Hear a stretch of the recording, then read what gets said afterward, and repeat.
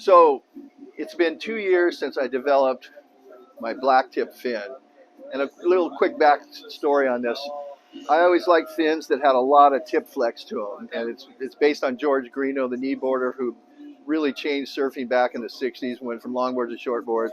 And the idea with tip flex is when you do a turn, you get a lot of projection out of your turns. And so I wanted to figure out how to apply that to my North Shore boards, my 2+1s that I ride sort of mid-range, and then of course my tankers for nose riding.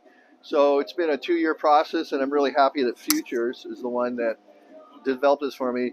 And as you can see, we got carbon fiber here and carbon fiber here, so the flex in the tip is down here rather than at the tip. Most of the fiberglass fins, they're really foiled out and they end up breaking down on the tip. But this holds up because of the carbon. So I came out first with a 7.5, and this is perfect for small single fins, 2+1 setups.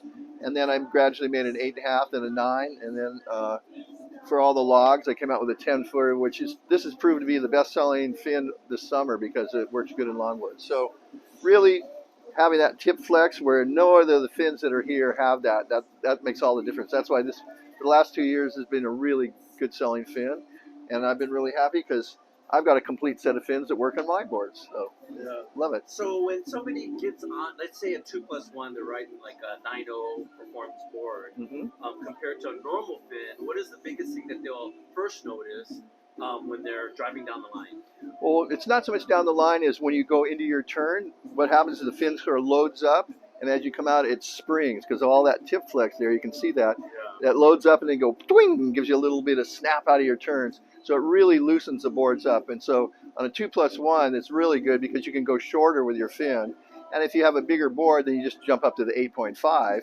And then when you go to longboards, we've got a 9, and then like I said, the 10. This works really good on the logs. And the same thing, logs are stiff. You know, they're meant to go slow so you can nose ride them. But what this does, it makes them really loose as well. So you get the best of both worlds. You know, you got the depth to hold you in so you're on the tip. And then you got that tip flex that gives you the spring out of the turns, whether it's a 1 or 2 foot wave, or if you're on a 6, 8 foot wave in the North Shore. So the best of both worlds, and a size for everybody. So that's it. And good for nose riding too? Oh yeah. So with that big of a fin, that's going to hold the tip in.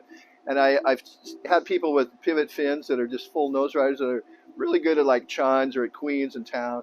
And they're good for nose riding. But then you put this in there, you got nose riding plus all of a sudden you get performance, and they go, whoa, all of a sudden this board came alive, and it really is neat. So anyway, you get a chance, try one of these. That's my black tip, and I guarantee you will surf better. Yeah. So another question, on your, what size gun are you riding when you're at your home break Sunset? I live right at Sunset Beach, so I have a 9.2 and a 9.6 that I ride for when it's really big.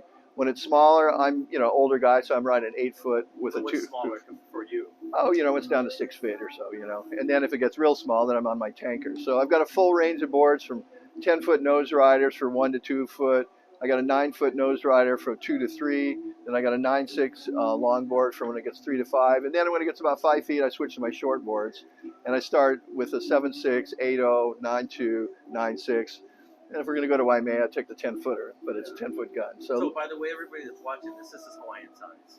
Hawaiian size, which is double what everybody else calls it. So if I'm 6'1", so if I'm on a 6 foot wave, you're going to call it 12 feet. So that's it. So anyway, Randy Rarick, aloha to everybody. Thanks for listening.